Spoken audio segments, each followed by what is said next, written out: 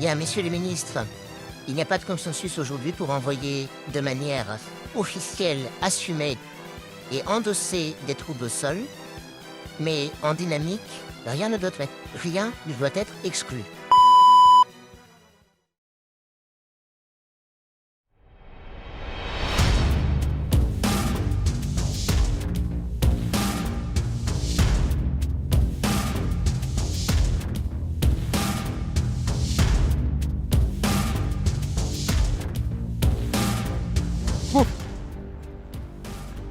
Le missile balistique est parti, il atteindra sa cible dans quelques minutes et nous allons profiter de ce temps pour réviser nos connaissances sur le sujet. Et le sujet, c'est comment survivre à une explosion nucléaire. Ce que je vais vous dire maintenant, les experts de la télé vont également vous l'expliquer. L'avantage avec moi, c'est que vous allez gagner du temps. Et avoir les infos avant les autres, cela va devenir littéralement une question de vie ou de mort.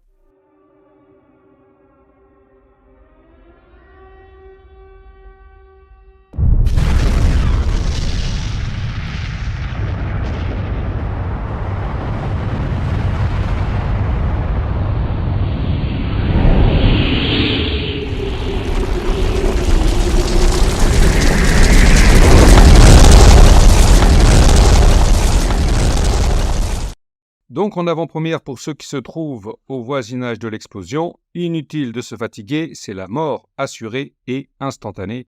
La boule de feu vaporise les corps en minuscules particules, on n'a rien compris et on se retrouve en train de monter au ciel en compagnie de millions d'autres âmes ébahies.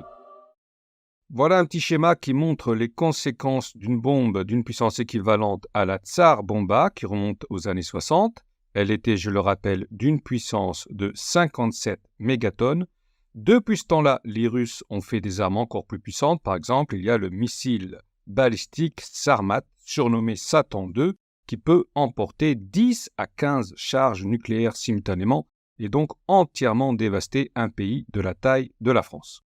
Donc, premier effet qui se coule d'une bombe de 50 mégatonnes équivalent TNT, une boule de feu qui atteint la taille d'une ville comme Paris, tout ce qui s'y trouve est vaporisé. Second effet qui se coule par ordre d'importance, l'air compressé crée une onde de choc qui peut dévaster un territoire 8 fois plus vaste équivalent à la taille de la banlieue parisienne. Tous les bâtiments sur la trajectoire de l'onde de choc explosent et sont ratatinés, mais il y a néanmoins quelques chances de survie. Troisième effet qui se coule, l'onde de chaleur qui s'étale sur toute l'île de France et même au-delà. La Tsar Bomba, sachez-le, quand elle a explosé, des cabanes ont été détruites à des centaines de kilomètres et même à 100 kilomètres, elle était capable d'infliger des brûlures au 3e degré. Quatrième effet qui se coule, les radiations. À l'épicentre, la dose est mortelle, mais même à grande distance, il y a le problème des retombées radioactives. Il faut soit quitter la zone, soit s'enterrer dans un bunker pendant plusieurs semaines. Dans ces conditions, boire de l'eau du robinet, c'est la mort assurée. On commence par perdre ses cheveux, puis on meurt dans d'atroces souffrances. En résumé, en cas d'explosion nucléaire, les chances de survie dépendent de la puissance de la bombe et de la distance où l'on se trouve par rapport à l'épicentre de l'explosion. Certains effets sont immédiats et d'autres se font sentir à plus long terme. Donc tout cela, les experts des plateaux télé vont le raconter aux spectateurs médusés.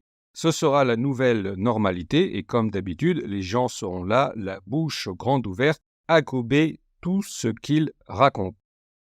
Et ils vont donner un conseil que je trouve pour ma part plutôt assez rigolo. Ils vont d'abord expliquer qu'il ne faut surtout pas regarder la boule de feu et encore moins l'éclair de l'explosion. Ben oui, il y a un risque sérieux de se griller la rétine et de devenir aveugle. Et alors, ils vont expliquer que dès que l'on entend les sirènes d'alerte ou le bruit du missile, ou encore si l'on voit le missile qui apparaît dans le ciel, il faut alors impérativement se jeter à genoux, se blottir la tête par terre, fermer les yeux et compter. Alors, pourquoi ? Il faut compter le nombre de secondes qui nous séparent de l'explosion afin de déterminer la distance par rapport à l'épicentre. Et donc, on compte doucement les yeux fermés et le cœur battant. 1, 2, 3, 4, 5. Et je peux vous dire que ce seront les secondes les plus longues de votre vie. Pour espérer échapper à la boule de feu d'une bombe atomique de 50 mégatonnes équivalent TNT, il faut au minimum atteindre les 30 secondes, c'est-à-dire se trouver à au moins 10 km de distance. Pour espérer survivre à l'onde de choc, il faut rajouter au moins 40 secondes. À partir d'1 minute 10, l'onde de choc, vous allez certainement la sentir passer, mais l'immeuble où vous vous trouvez ne sera pas forcément détruit. Ensuite vient le problème de la chaleur. Vous risquez de graves brûlures même à une grande distance, mais vous n'allez pas mourir tout de suite. Pareil pour les retombées radioactives. Donc j'imagine très bien la scène, surtout que j'ai eu pas mal d'échos. Je ne sais combien de millions de gens ont rêvé d'une guerre nucléaire.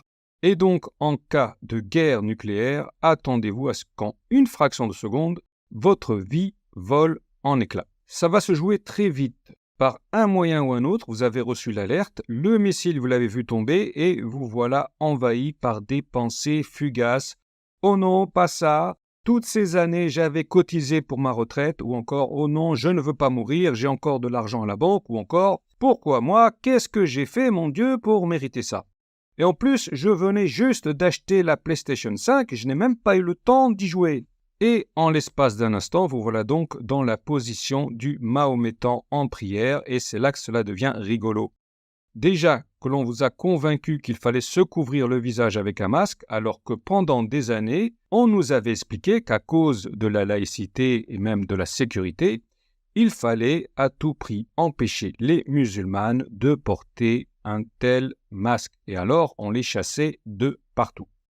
Et 4 ans après l'épidémie, il y a encore des gens qui sortent avec le fameux masque. Ils ne peuvent plus s'en passer. En fait, les experts des plateaux télé ont créé une nouvelle religion.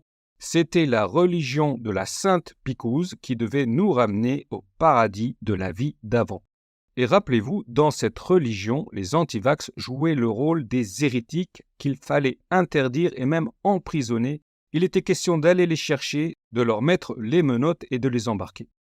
Et donc, dès que la première bombe explosera, ces bouffons d'experts vont encore lancer une nouvelle religion. Ces experts des plateaux télé, qui sont les grands prêtres du monde moderne, vont expliquer que pour augmenter ses chances de survie, il faudra impérativement se mettre dans la position du musulman en prière et compter les secondes fatidiques.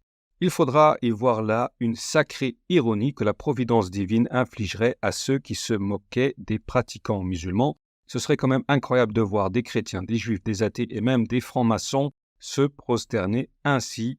Aucune fierté, aucun amour-propre. Quand ils vont sentir la mort approcher, ils vont se jeter à quatre pattes et implorer la miséricorde divine.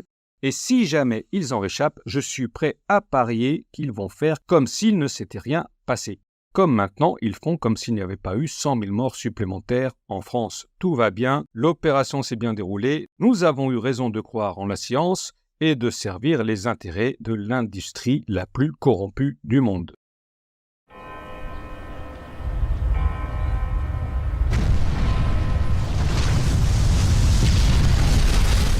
Donc, chers partisans de l'info libre, pour le moment tout va bien, on vit sa vie, on fait les courses, rien n'est encore détruit, mais tôt ou tard il y aura une alerte. Une bombe nucléaire va exploser avant même le début de la Troisième Guerre mondiale. Bien entendu, les gens vont aussitôt courir aux distributeurs de billets et vider les rayons des magasins. La panique sera totale pendant au moins quelques jours. C'est à ce moment-là qu'à la télé, les experts vont parler abondamment des effets des radiations, des différentes bombes, de l'hiver nucléaire et de la manière de se protéger. Moi je vous dis, ne perdez pas de temps, le meilleur moyen de se protéger d'une explosion nucléaire, c'est d'en être très très loin. Mettez 3, 5, 10 000 km de distance et vous serez tranquille, ou du moins, vous n'aurez pas à compter les secondes par terre à quatre pattes.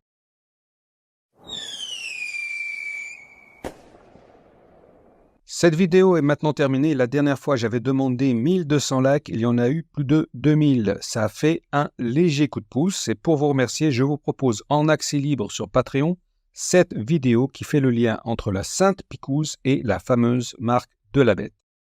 À l'époque, pas mal de gens avaient cru que les injections étaient la marque citée dans le livre de l'Apocalypse. Fort heureusement, il n'en est rien, mais il y a un certain lien de causalité que j'ai tenté d'éclaircir dans cette vidéo d'anthologie désormais accessible gratuitement sur Patreon.